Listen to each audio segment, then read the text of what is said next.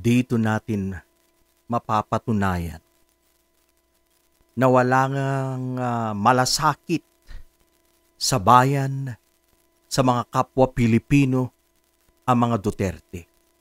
Isang mahalagang halimbawa dito ay yung pong mga nakulong na mga OFWs sa Qatar, mga kababayan. Meron bang ipinahayag na suporta so far ang mga Duterte? Si BP Sara, no comment siya. Wala man lang message of comfort na ibinigay para sa mga nahuli na ikulong na mga Pinoys sa Qatar, mga kababayan. Ang pagtitipon na ito na ginawa, isinakripisyo ng mga OFWs sa Qatar ay para sa Duterte. Ngayon na sila'y nalalagay sa alanganin, wala man lang tulong or kahit man lang sanang mensahe para gumaan ang pakiramdam ng mga OFWs na DDS. So, maliwanag, mga kababayan, na ang mga Duterte, ginagamit lang nila ang mga ito, ang mga OFWs. At kung ang mga OFWs ang nalagay sa alanganin, wala. Hindi man sila makatulong, hindi man sila kahit magbigay lang ng pampalubag loob.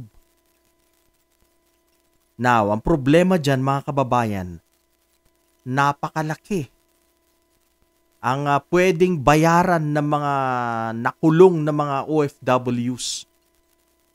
Base po sa computation ng ating USEC, abay, more or less 700,000 pesos.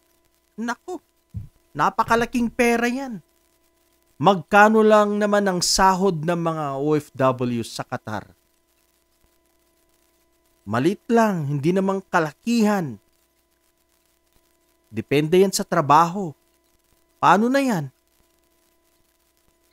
Babayaran ba ng mga Duterte ang pera na yan? Napakalaking pera.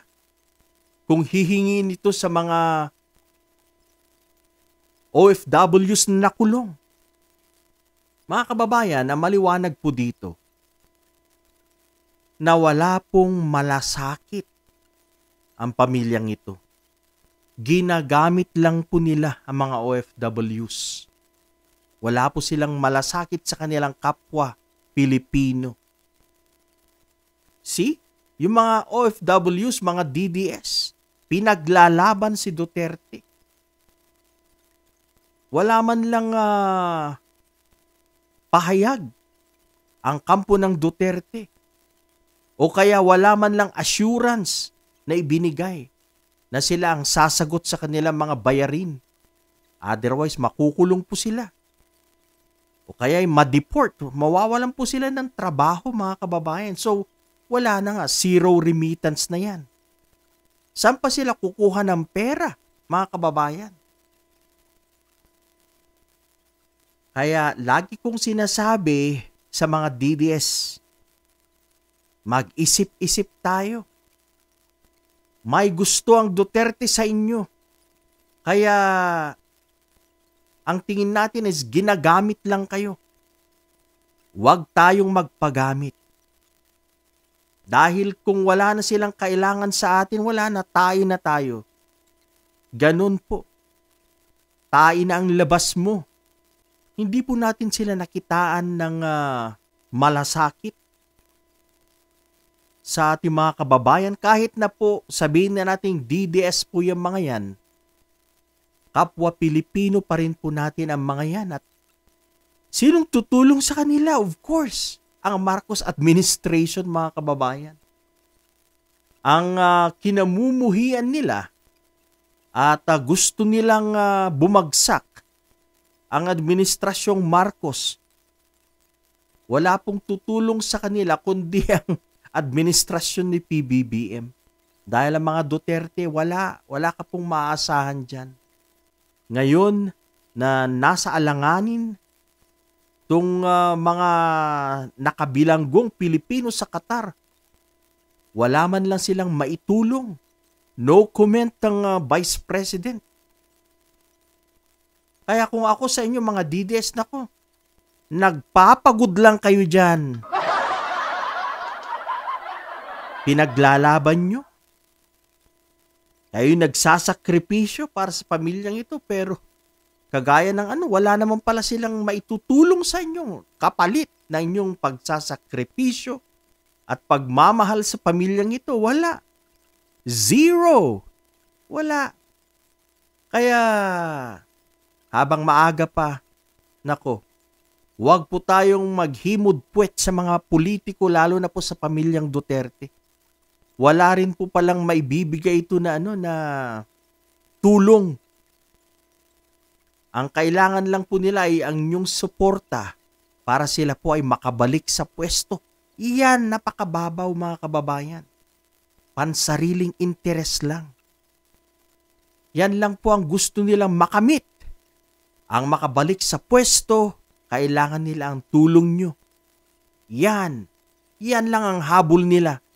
Kaya huwag kayong magpapauto. Huwag sobrang uto-uto, mga kababayan. Marami na po sa atin ang mga uto-uto. Napakadaling bulahin, maniniwala ka agad. May nagsabi nga na zero remittance week. Nako, kumakagat din po yung maraming OFWs. At saka talagang nakikipag-away po sila. Nakakatawa mga kababayan. Hindi po nila ginagamitan ng utak. Hahayaan mo ba na magutom ang iyong pamilya?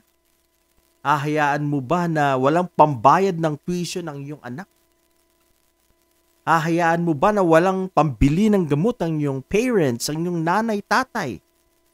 Dahil lang sa Duterte na yan, nako. Pinaglololoko lang kayo ng mga Duterte na yan, mga kababayan. Huwag po kayong maniwala dyan. Believe me, mga kababayan. Wala po kayong mapapala. Tignan nyo ang napala ng mga taga-Qatar. Sila'y lumabas, nagsakripisyo. Pinaglalaban nila tong si Duterte, mga kababayan. Ano nangyari sa kanila? Nahuli, nakulong. Dahil illegal po yung ginawa nila. Ngayon, may tulong ba ang Duterte? Meron ba silang message? Pampalubag-loob man lang? Wala. As in, zero, mga kababayan. So, mga kababayan, sa mga DDS na OFWs, sana makinig naman po kayo. Makinig po kayo dahil tulog po kayo. Na-hypnotize po yata kayo. Tulog po kayo sa pansitan, mga kababayan. Kayo po'y nasa maling landas. Ang tinatahak nyo ay nasa maling landas. Mag-isip-isip kayo kung tama na nararapat ba na ipagtanggol ang isang may kaso, mga kababayan. At malalakas ang kaso. At siya pa mismo ang umamin sa kanyang kaso.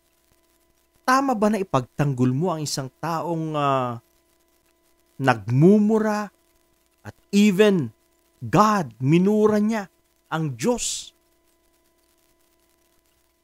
Mga kababayan, ang dami niya pong pinapatay.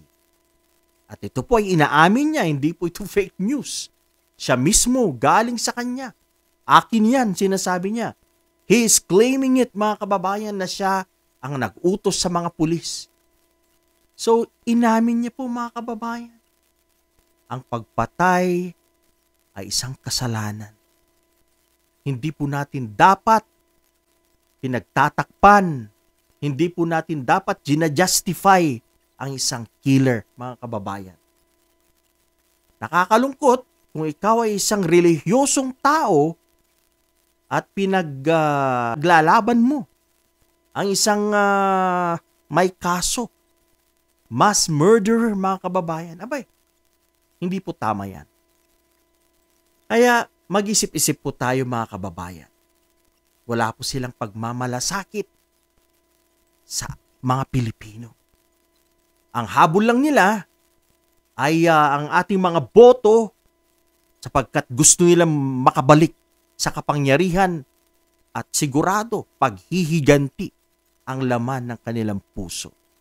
Kaya 0 votes sa mga senatorial slate ng Duterte, ganun na rin ang mga pro-China na mga kandidato.